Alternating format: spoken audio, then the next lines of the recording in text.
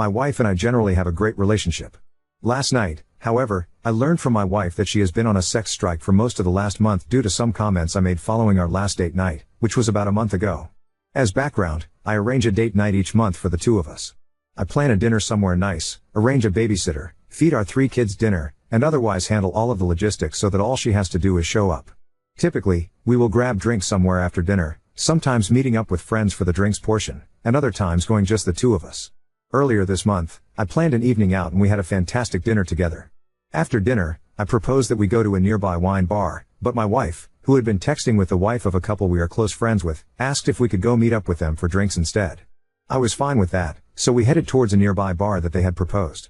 However, the other couple's dinner ran later than ours, and by the time it ended, the wife was tired and decided she wanted to go to bed. As such, her husband ended up taking her home and then joining us at the local bar they had proposed. Around 11:45 we had to leave to relieve our babysitter.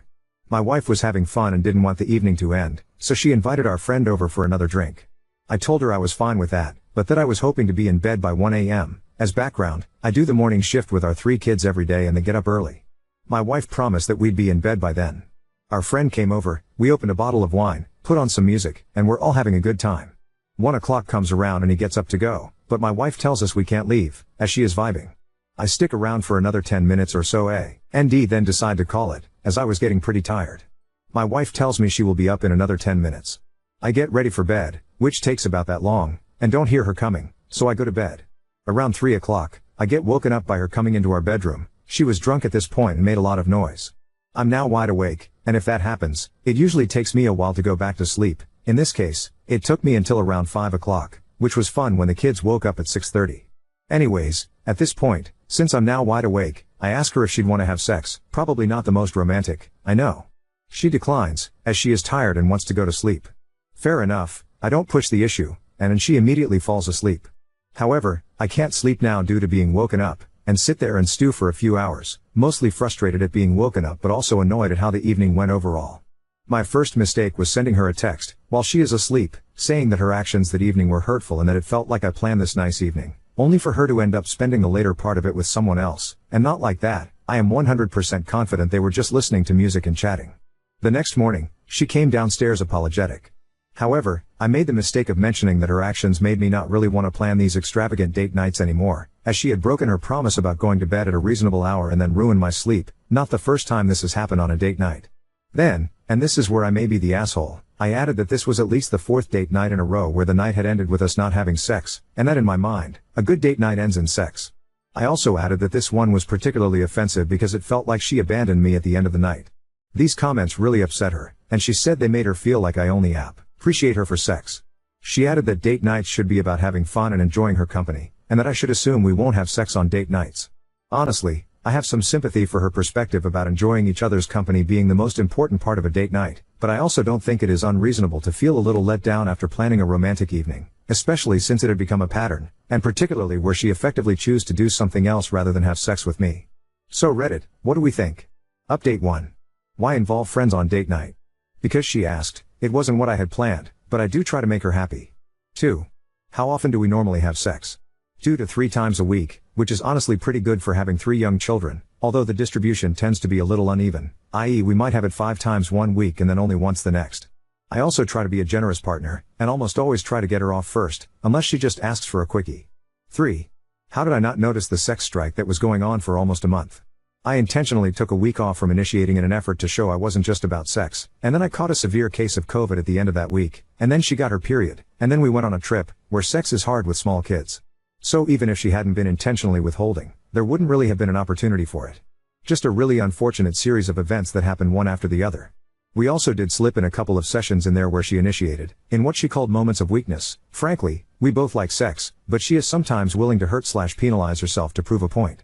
Also, we've had 4 or 5 stretches in the past where we have gone many months without sex due to childbirth, major surgery, depression. I do truly care for my wife, and I'm willing to play the long game. 4. Why, are you not worried about your wife being with a male friend late at night? We're very close to this couple, and they are probably over at our house at least once a week. The husband in particular is close friends with both me and my wife. His wife works very early in the morning, so she pretty much always goes to bed very early. As such, he is often left alone at night, and he frequently ends up at our place, where we play drink, play board games or cards, listen to music, play guitars, etc. It is not at all unusual for him to come over and stay late at our place, as my wife and I stay up much later than his wife. It was only weird, and frustrating, because my wife invited him over on a date night. Our friend is also a really solid guy. He's probably the safest person I could think of to hang out with my wife who is a guy. I know the optics aren't great and that if I were a third party I'd probably think something shady is going on. Just knowing the people involved, it's not something I am concerned about. I'm confident our friend intended to come over for just a drink. He did in fact try to leave, and he had even called an Uber. My wife grabbed his phone and cancelled it. And I do think they did just lose track of time. We had a brief power outage the day before, so our living room clock was not working. 5. What happened on the other 3 dates? On one, we had met up with a large group of friends at a bar after dinner and we were all having fun. Unfortunately, one of us had to relieve the babysitter. I kindly offered to go home and let her stay out with the crew. Many of our friends stay out late, most have family or a full-time nanny that can do overnights. She ended up staying out until after 3 o'clock and was blackout when she got back, so I helped her get into bed and called it a night. On another, we got into an argument over something stupid at dinner and it killed the mood. On the third, she just was very tired by the time we got home and wanted to go sleep, which is totally valid. I didn't complain or push it. This wasn't really a pattern of any specific behavior on her part. I was more just frustrated that circumstances seemed to always conspire to prevent the ideal date night from occurring, and this one being foiled was definitely her fault. 6. Why did your wife stay up so late? My wife is a bit of a night owl. Her ideal schedule is probably to stay up until 12 or 1 and then sleep in until 9. And on the weekend when she is having fun, she would easily stay up until 2 or 3. This is something that we have argued about in the past, as once she gets going she doesn't like to stop, which she admits isn't the best, which always leaves me needing to be the responsible one. I've told her in the past that I'd gladly stay up until 3 o'clock with her if she agrees to do the morning shift the next day, but she has always declined on the basis of that not being enough sleep. 7. How is your division of labor? I work a high-pay, long-hours job, and my wife is a SOM. When I'm at work I'm obviously gone and she takes care of the kids. When I'm not working, I probably do 60% of the household labor and she does 40%. I try to do the heavy lifting with the kids when I'm home because taking care of 3 young kids is exhausting, and I know she appreciates the break. In particular, I do the morning shift, which we both view as the worst one. She is definitely appreciative of all the household labor I do, and has stated she recognizes that I do more than any of our male friends. 8. Is your wife a good mom? She's a fantastic mom, really, truly fantastic. She puts in a ton of effort making our kids' lives fun and full of whimsy.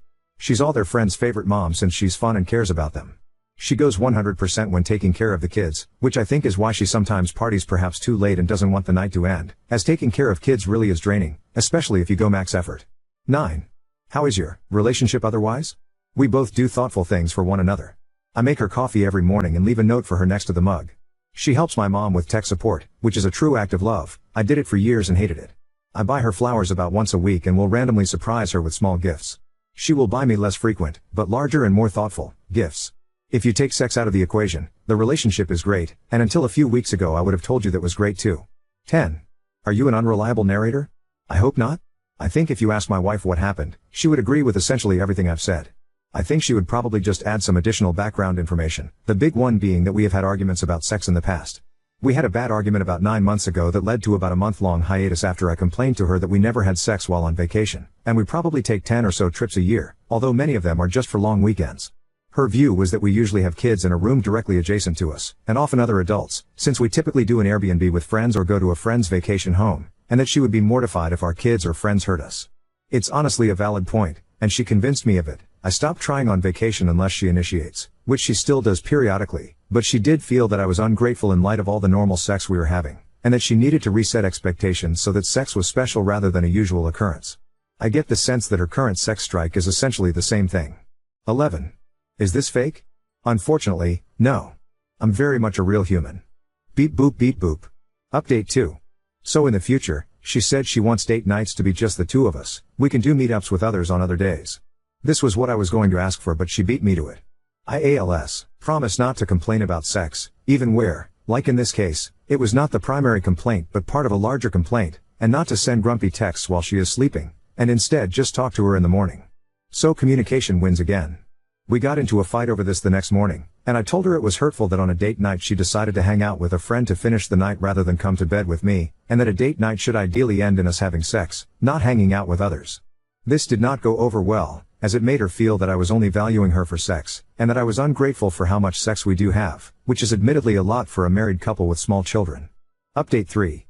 Welp, I posted about a month ago about how I was upset my wife invited our friends back over to our house at the end of a date night, and she and the husband ended up hanging out until 3 a.m. after I went to bed at 1 o'clock. A lot of people suggested they were having an affair, and that I was blind to not see it. I swore and swore there was no way, I trust both of them, etc. Turns out, Reddit was right. I was unpacking the car and my wife had left her phone in there, and when I picked it up a text from our friend flashed across saying how he wanted to kiss her and asking her to tell me she needed a night out and should go out to the bar with him. I know it's an invasion of privacy, but we know one another's passcodes, so I opened her phone and checked their text chain. She had been deleting his messages but they were still in the deleted messages folder, and it wasn't great. They've been going on dates during the day when I'm at work, and he has said very suggestive things to her. I confronted my wife about it and she claimed it was purely an emotional affair, that she knew he loved her, and enjoyed the attention, and that she had been dealing with severe depression, which is true, and it was nice to have someone to talk to who wasn't me. That she still loved me, it was just very flattering to have the attention. I don't know whether that is all true or not, but I honestly do think she is telling the truth. She pretty much argued it wasn't that big of a deal because they didn't do anything physical outside of him kissing her once, and in her defense the suggestive texts all came from him. So I don't know where we will end up, just reality shattering because I would have never thought either would betray me like this. Update 4. I had a true heart-to-heart with my wife 2 days after I learned of the emotional affair, and we are surprisingly in a really good place now. She apologized profusely, and her description and timeline of events is not as bad as I had feared. It is also consistent with what my former friend, we'll call him Rick, told me when I interrogated him, and I asked him first, before my wife would have really had a chance to collaborate on a story in the event she wanted to do so. It is also consistent with what my wife's sister has told me. She views me like a brother and is a true ally. As backstory, Rick and his wife have been going through marital issues for quite some time. We were aware of this. About 6 months ago, things really went into a tailspin, and he started talking to my wife almost as a therapist. I know this sounds weird but my wife is really good at listening to people's troubles and providing insight. She does this for a bunch of friends, admittedly essentially all women. It started out like once a week or so, and gradually increased from there. By a couple of months ago, they were talking regularly, i.e. several times a week, but still only covering totally PC topics. My wife's sister actually confronted my wife and warned her that she thought Rick had fallen for her and that she needed to be careful. My wife was convinced that they were just good friends.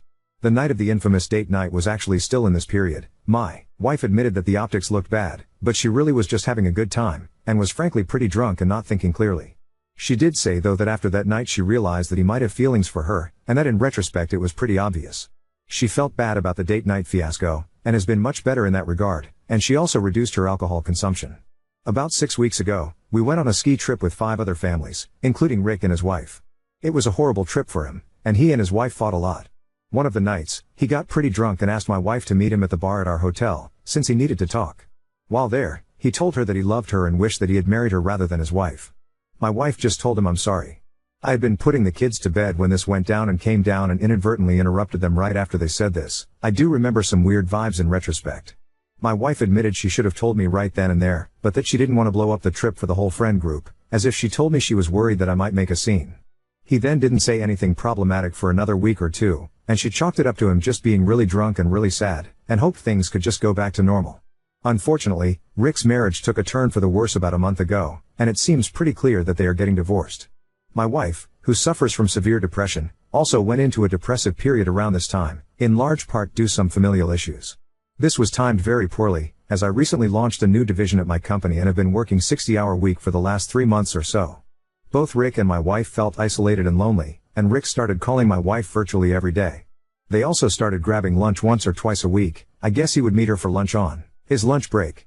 The vast majority of their interaction was them talking about life, but he started saying inappropriate things in person like "you're the most beautiful woman I know" or "you're gorgeous." He also started drinking heavily, and he would send suggestive texts when drinking, which my wife claims she would just ignore. The time he kissed her I was actually home. The 3 of us had been hanging out and I went to use the restroom.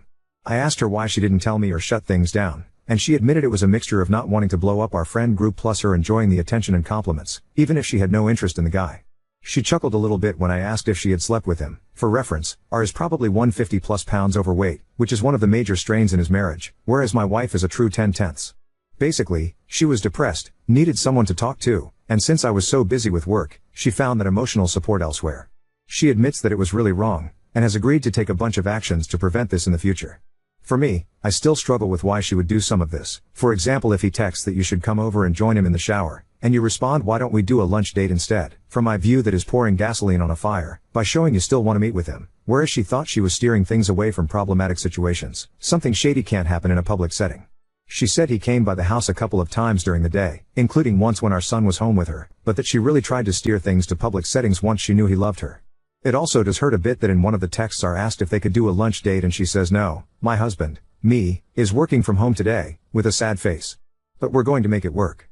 We are going to do couples therapy and she wants to do individual therapy, and she also started working part-time to keep her busy on something else. We can't go fully non-contact with R, but now all communication has to include me. I am also going to work on being more emotionally present, even when working a ton, and I told her that if she is having a depressive episode and needs to talk to someone, she can always call me. Her mental well-being is more important than my work. She was afraid to call during the day since I am very busy and would call her instead. I also promised to work on being happier and more positive. I am usually a very cheerful person, which is something she loved about me, but I had been pretty grumpy and miserable over the last few months due to my job being crazy. So a little blame does rest with me. I'm certainly not perfect, although I'd never cheat on my partner. I know most of you will probably roll your eyes and say I'm being a pushover, but none of you know how amazing my wife is. She has a magnetic personality and is the life of a party. She is also one of the brilliant people I have ever met. She's a great mom, and my best friend. And finally, she's a bombshell. When she is dolled up, most heads turn when she enters a room. If you've ever seen Wedding Crashers, she is, in both personality and appearance, eerily similar to Isla Fisher's character, although she is better looking than Isla. I honestly can't blame R for falling for her, but I can blame him, and call him a piece of shit, for acting on it. Dumb? Maybe. But my wife is too amazing to let go over this without a fight, especially when she seems committed to fixing things, and actually apologetic, including for getting defensive the night I discovered it. I'll do an update in a few months. Hopefully things will be positive. Update 5. The last few months have been a bit of a roller coaster, but I'm happy to report that my wife and I are in a really good place at the moment and fully reconciled. There have been some wild moments since Discovery Day. 1. Going non-contact with my former best friend, Rick, only to have him call my wife several months later, in the middle of a game night with friends, which was awkward, sobbing in his car and threatening to kill himself. I told her I was fine if she were to talk to him that night, since we were legitimately concerned he might off himself, and although, fuck him, he was my former best friend and I don't want him to die, but they spoke for like 2 hours that night and then he started texting her constantly, and called like 5 times the next day, forcing us to go non-contact with him again. 2. Running into Rick at a group event and him acting incredibly emo and moody, he sat in a corner and drank an entire bottle of whiskey out of an oversized Yeti. 3. Rick approaching me at said event and saying that he was on the verge of telling everyone about the affair because he just wants to burn everything down. My wife and I were able to convince him not to do so. 4. Learning that Rick had asked my wife to leave me, she said no, and he had told her he would wait however long she needed, even 15 years, so that they could be together. 5. Rick becoming obsessed with my wife's sister, who is very similar to my wife. They now go out for drinks several times a week and talk daily. My wife is convinced he is now in love with her. Awkwardly, my sister-in-law is separated but still lives with her soon-to-be ex-husband. 6. Rick is still married, but divorce is seemingly imminent. In all this chaos, however, my wife and I have been doing very well. The shock of the affair forced us to work through our issues and we now communicate about as well as one could hope for, and have solved for most of the issues that led her to look outside our marriage for emotional support. I'd love to be able to go back in time and prevent the affair, and I don't know if I'll trust anyone fully anymore, but in many ways it improved our relationship, which is a very strange thing to say. Update 6. This is part 5 of the ongoing circus that is my personal life. In my last post, a lot of you expressed concern, surprise, or anger that my Sil was now meeting up with Rick. Those are all probably valid reactions to this news. Yesterday, I decided that we should figure out what is going on between the two of them, and my wife and I reached out to Sil. I'm glad we did, because things just keep getting weirder and weirder. Rick and Sil have met up 5 or 6 times, either for coffee or drinks.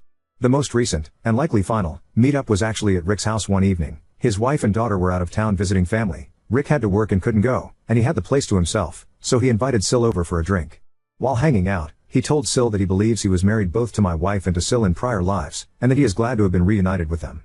He then told Sil that she was beautiful and put his hand on the side of her face, as one might do to one's partner. In my view, it is a fairly intimate act. This perhaps unsurprisingly freaked Sil out. To give her credit, she told Rick that he was being highly inappropriate, that he needed to stop, and that he couldn't keep taking someone trying to be a friend to him as showing interest in him. She then scolded him for doing this first to my wife and then to her. It's the sort of thing I wish my wife had told him when he started being inappropriate with her. From what I understand, she then left. She has been ghosting him since then. Rick has apparently frantically texted her dozens and dozens of times. Sil emphasized to us that she had no romantic interest in Rick and was just trying to be a friend to him. It's all just odd to me. I've known Rick for years and I feel like the current Rick is a stranger. It makes me wonder if I ever actually knew the real Rick. I guess not.